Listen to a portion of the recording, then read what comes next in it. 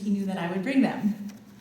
Like the 70th anniversary of the end of World War II above the deck of the battleship Missouri 2 years ago. He arranged a meeting for me and MIS veteran Herb Yanamura, who saved 1,500 people in the Battle of Okinawa. He arranged a meeting for us at the US Embassy in Tokyo. And though then Ambassador to Japan Caroline Kennedy was out of town at the time, we left a bunch of books and materials about the hundreds, 442, and MIS for her. And she thanked me a few weeks later when she happened to be in Los Angeles with Prime Minister Abe. And it was also Mark, I might add, that was very adamant that Prime Minister Abe visit Pearl Harbor, and it was he who worked very hard on that, making that visit happen, that joint visit this past December. So, yeah. Mark kept the 442 comic book. Oh, hey, Governor Ige. Glad you could make it. I know he's very busy, and he actually came from a meeting today, so thank you. Where am I? Oh, so Mark kept the 442 comic book in his waiting room in DC, so that powerful people waiting to see him would know the story of our vets. Mark was always thinking about the vets and how he could help. And he didn't wait for me to ask him for help. He asked me, how can I help you? That just, nobody does that, It was my privilege to work with him, and I miss him very much. Last person I'd like to thank, who this movie would not exist without, is Jake Shimabukuro. Jake is my dear friend from high school, and I asked him to write the soundtrack for this movie almost 10 years ago.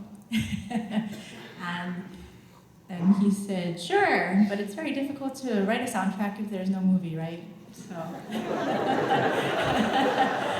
but, all the steps on this journey, Jake has really stepped up and helped me. He's always been excited, 2008 or so, when the economy was in the toilet, and we had this movie script, and I had a different writing partner then, and I said, what if we never get to make this movie? That'll suck. We spent all this time, and then I thought, oh my gosh, what if we did a comic book, because that's more bite-sized. It's cheaper than a movie.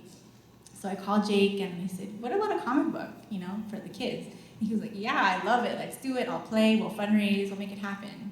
And that was 2009, 8. I don't know. It was a long time ago. But anyway, as you will hear Jake's amazing music, and actually I think I was telling him, it probably worked out for the best that way, because he released a song, Go For Broke, which he wrote for this movie, on a CD single in 2010. And he didn't tell people that it was the theme song for this movie, because there was no movie.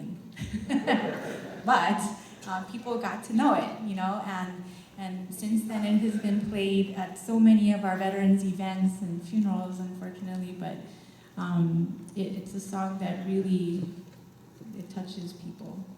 It's a great song. This story you're about to see here is perhaps only one that a few people still remember firsthand. And one of those veterans is here today, Akira Otani. As you're about to see, they kept going. They loved their country, even when their country did not love them. They fought to fight. And then, we were supposed to have only one original 100th Battalion veteran here today, and that was supposed to be Sensei Nakamura, who is, I think, 103, 102. But I'm going to tell you what he was doing anyway, even though he's not here. He was at home in Eva Beach when the bombs fell on the Eva plane, and he reported to Schofield under fire, like the others of the 298th Infantry, as you'll see in the movie.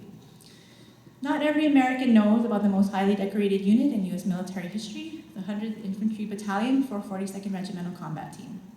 Outside Hawaii, most people have not heard of them. They don't know that they exist. But I can tell you that even those who celebrate the 442, Kotonks, mainland-born Japanese Americans, and families of Kotonk 100 442 vets, they don't know who the VVV is, or that the original hundreds from Hawaii had 9 months of combat under their belt, fighting the toughest Nazi SS troops, before the 442 showed up in Naples. We hope to tell these stories of bravery, of course.